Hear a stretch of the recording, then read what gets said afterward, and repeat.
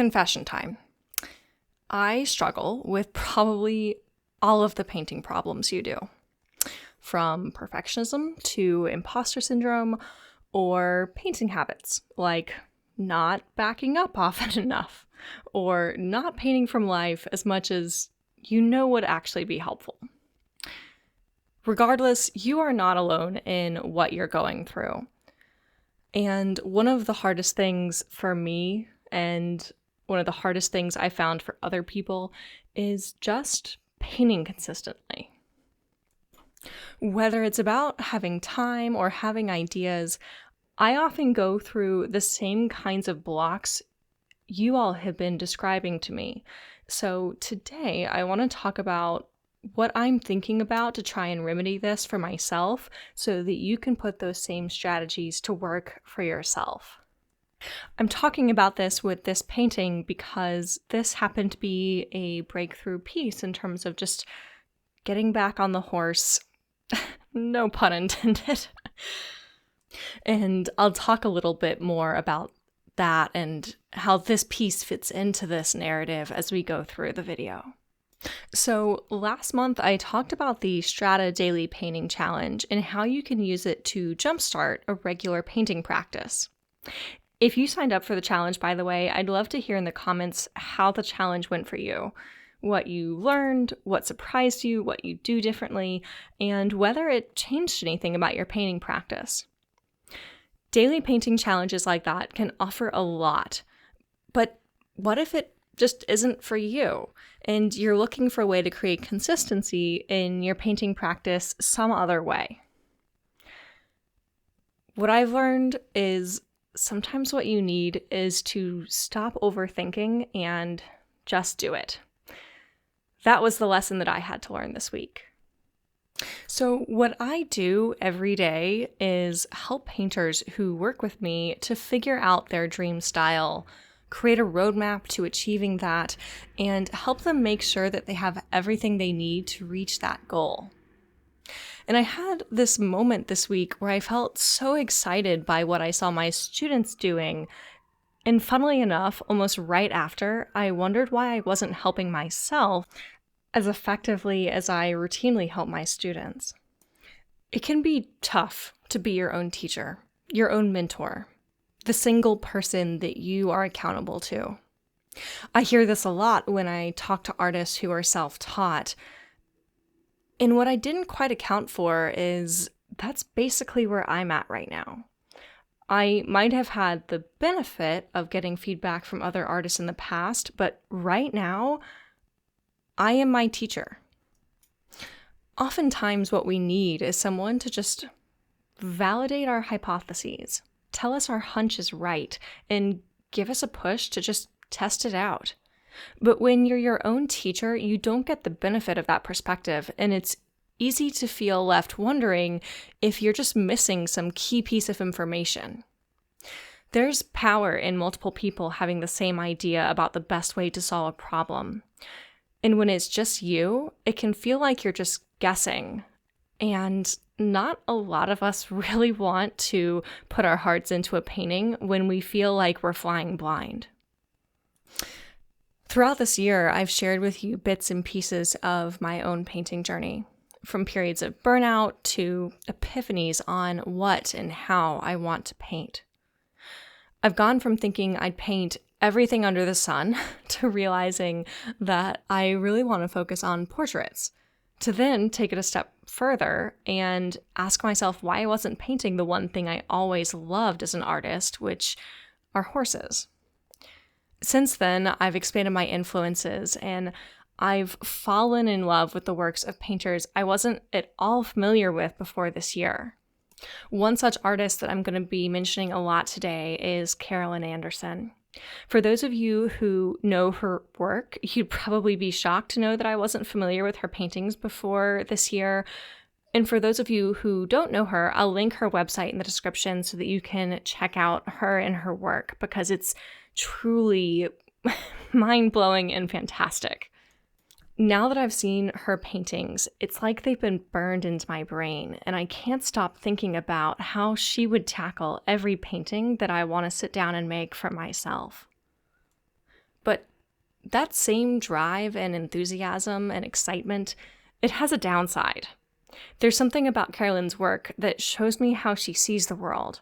Her paintings are so highly interpreted. Nothing is even close to literal. And I'm not yet at the point of understanding how she breaks everything down and puts it back together again on the canvas. And that was so intimidating that it stopped me from working. I would sit for weeks at a time just mulling over her work and trying to figure out how to successfully integrate some of her genius into my paintings. Or even worse, I'd have an idea for a painting that I think could be a really awesome fit for the painting practices that she employs. And I could see part of the through line. I could see how it could make an amazing painting. But I also knew that I had no idea how to actually do it. So the key word here, the dangerous word, is when I said that I wanted to figure out how to successfully integrate some of her genius into my paintings. Successfully is the problem here. One of the things I say over and over to my students is to embrace failure. It's a natural product of experimentation and a necessary component of learning all that you can. When we are willing to fail, whether it's as painters or as athletes or anything else, we don't boldly explore or truly test ourselves. We play it safe. And when we think we could fail, oftentimes we aren't willing to even try. We protect ourselves from the possibility that we just can't do something yet. And this exact thing has kept me from creating the regular or consistent or daily painting practice that so many of us, myself included, aspire to. So, what helped? I think the first thing was simply telling someone who wasn't myself that I wished I was painting more. This sounds really silly, but again, I think a really big benefit of having a mentor is when they aren't necessarily saying anything you don't already know. They're just offering a listening ear and affirming that your suspicions are correct. That's not to say that they don't occasionally have a fantastic insight that you might not have had yourself, but a lot of the time, they are just telling you the things you already know, and I think those moments actually might be the most valuable. They're at least really underrated. The second thing that helped was to find someone I could share ideas with to solve my scariest painting problems. I reached out to several painters and talked about where I felt stuck. One of them was even a student of Carolyn's who could tell me more about the way she approaches her paintings. But the biggest help came from simply being told that my suspicions were correct, just as I said, that there wouldn't be some secret key to achieving the breakthrough I was after. Instead, it was the obvious and unsexy path that I suspected it would be all along. In case you're curious what that was, if you've taken a look at her work, or when you take a look at her work after you watch through this video, you might notice that she just has this beautiful way of compressing so much of the values in her pieces. It means that details like facial features aren't really fully explained. They're really evoked, and there is a great deal of looseness throughout the painting, regardless of what part of it you're looking at. The looseness, I think I can kind of wrap my head around. It's something I talk about a lot on this channel. But the thing that was really tricky for me was honestly understanding that compression of values, not getting so dark in things like the facial features, and really conveying this very impressionistic sense of light and color. That, I think, is something about the way she just sees the world. Not to say that she woke up and just started experiencing the visual spectrum differently than the rest of us, but rather it's not something that you can necessarily plan for. It's not a trick you can put in Photoshop or a filter you can put on your camera. And despite knowing this, I just had this suspicion that maybe there was some secret like that. But no, What I truly suspected to be true was just that she thinks about taking the value she sees, compressing it to a lighter value, and adjusting the saturation of that color accordingly. It sounds kind of simple as I say it back now, but when I sit down at the easel and try and think about that decision-making process, it's really easy for it to fall apart. And I was hoping so badly that that wasn't the answer because it kept tripping me up.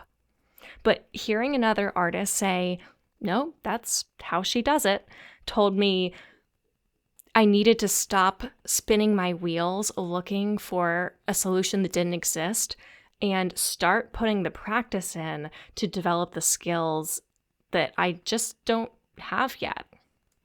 Okay, so the third thing that really helped was to remind myself of subjects that feel natural and inspiring to me. For me, that's horses, because I've been painting or drawing them for so long that I feel like I could take a painting all the way to the brink of failure and still salvage it because the subject matter is so comfortable for me. You may not have this comfort with a single subject yet, and if that's the case, that is totally okay. I don't want you to think that I was only able to pull myself out of the situation because I've been painting for a certain amount of time or I already have a certain amount of experience. You can focus instead on a subject that simply makes you feel at home and excited while you're painting, and you can get a really similar effect for yourself.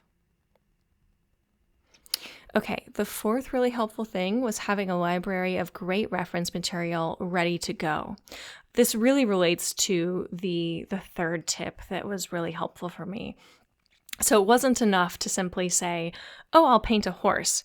It's that I decided to paint a horse and I knew I had a folder on my computer with hundreds of reference images of horses that I've already vetted, that I already know would make great paintings, so that I didn't have this additional obstacle of needing to go out with my camera or go out with a plein air setup and hope for all the right lighting conditions and weather and everything else and find a horse so that I could make a painting of one.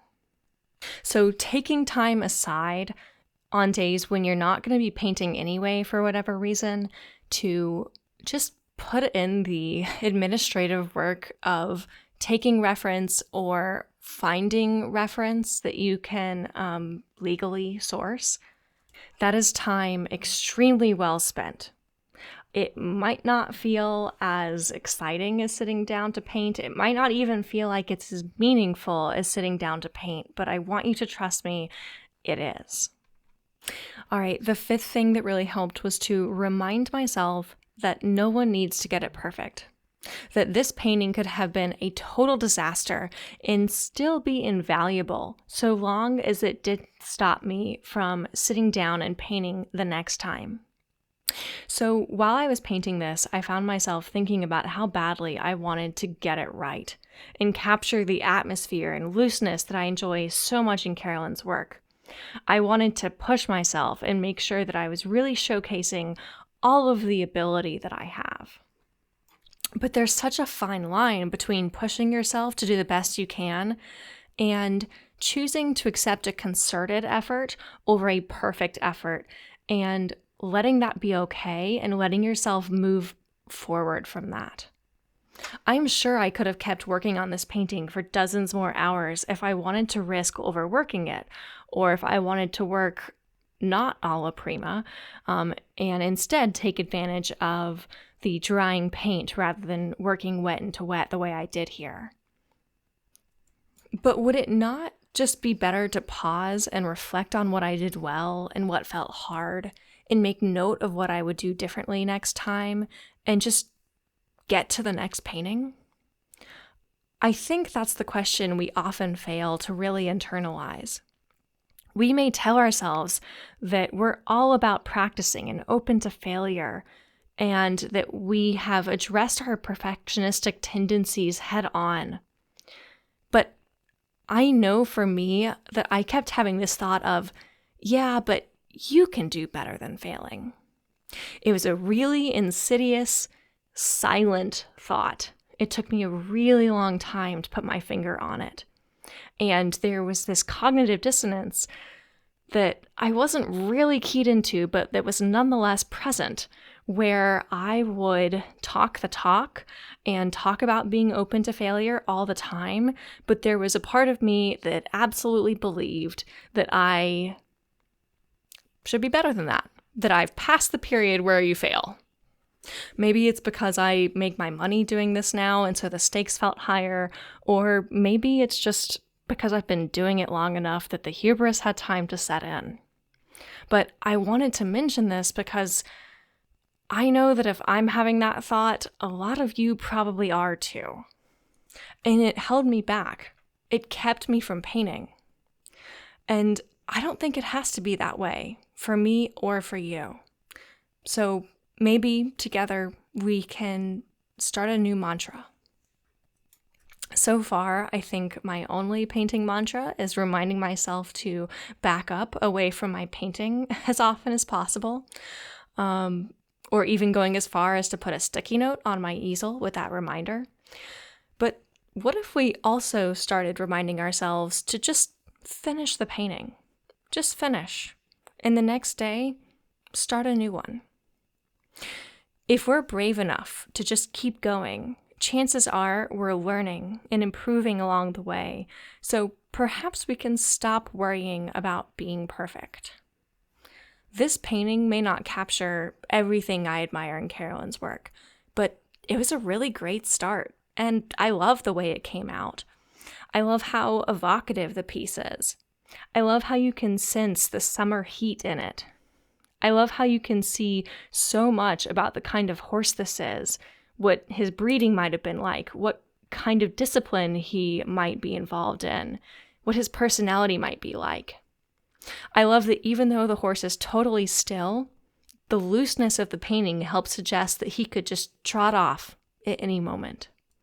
And I think I did manage to capture a lot of those compressed values that I was talking about earlier, and that I was able to start getting that impressionistic color that I've been looking for.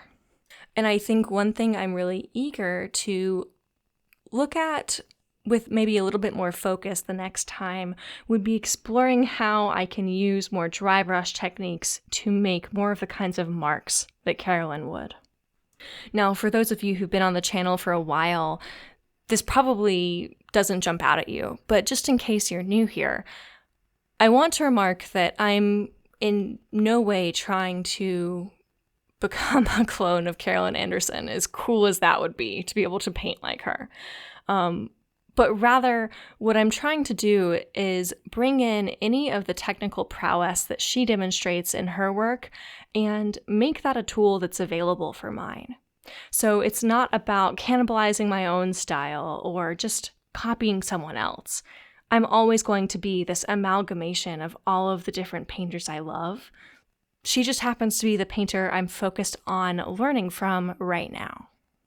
I talk about this a little bit more in my videos on finding your style, and I talk about it even more in depth in my masterclass on finding your style. So I will make sure to link to those in the description. And to kind of wrap up my thoughts on this piece, I'm just really pleased that I didn't get too bogged down in detail. I can notice here the progress that I made there. And I wasn't too concerned with being literal. I think being able to free myself from that concern is a definite win here too. And I'm going to keep pushing. I'm going to keep trying to create interesting textures, lost edges, and exploring those brush techniques I just spoke about. My hope is that bit by bit, that regular painting practice is going to emerge. I don't expect it to go 0 to 60, like from where I am right this second to suddenly painting every day. In fact, I know that I don't want to paint every day. I want to have days that are just about having other experiences or having days off so I can come back to the studio fresh. But I do want a practice that is consistent and regular. So perhaps this week it's this one finished painting. And maybe next week I will have 2 finished paintings, and so on. I know it won't be linear. I know I'm not going to just simply add one more painting completed every week until I hit my goal, and that will be the end of it, and I will have accomplished my mission. I know it won't be linear, and I know it won't be perfect, and that's okay. I think that might be the final suggestion I would have for all of you, that I think creating consistency and regularity for a lot of us is about really embracing the parts of it that aren't going to be perfect, that we can't control for, and instead looking at the big trends and giving ourselves grace and encouraging ourselves regardless of what happens. And I'm going to remember that no matter how effective of a mentor I can be, it may not be fair to expect that I can be a mentor to myself. For that, I need to be opening up to other artists whom I trust. But I can mentor you. If you're interested in reaching your painting goals with a group of fantastic painters, I'm including a link in the description to sign up for a call to learn more about my program. And if you'd like to hear more about how I work first, you can sign up for my free masterclass in the description as well. Oh, and if you'd like to purchase this painting, I have a link to that too. Please go ahead and like this video, subscribe, and hit the bell icon if you haven't already. And if you have hit the bell icon, you may want to make sure that you've turned on YouTube notifications just to be safe. All right, until next time, thank you so much for watching, and happy painting.